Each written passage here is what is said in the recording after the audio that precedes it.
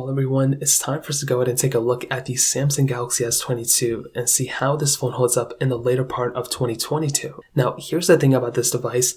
I love this phone. It came out earlier this year, so it's definitely not that old of a device. And for this phone to still be somewhat relative and relevant, and for this phone to already have so many leaks of its successor is actually pretty insane to me. Now, obviously this phone is completely worth it. I think it's a very, very good pickup still, but there were a lot of highs with this phone, but there were also a few low points as well throughout, me owning it throughout the last year. The first thing I want to say though is that very good pickup and very good build quality. I was very happy that Samsung went from that plastic back on the S21 to back to that frosted glass back. I think that was a very important thing. I think it was such a weird thing they did in the beginning was to change it, but I'm glad they changed it back. So that was a very big thing they ended up doing. And again, I'm a massive fan that they went in that direction. Now, another thing I want to throw in here is with that, display. It still holds up very well. It's a very, very good looking display. And since the beginning of time, since I've owned, the S21, S22, S20, S10, all these phones, Samsung's displays have always been great. And this display has been holding up very well as well. Now, I've been doing so many tests with this phone throughout this whole entire year. And I will say when I first bought this phone,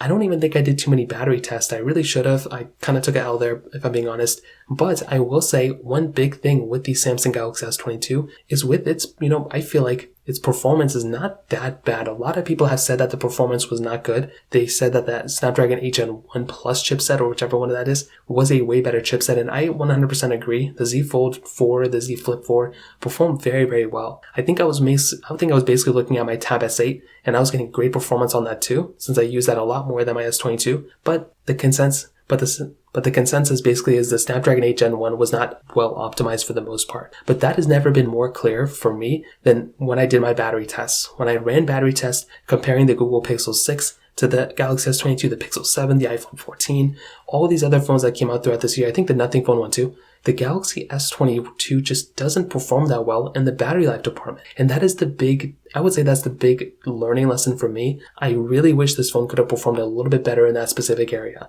I feel like if this phone could have, then it would have completely changed the perspective and kind of showcased how long you can use this phone, because the performance is okay. I would say it's kind of good, to be honest, but a lot of people don't agree.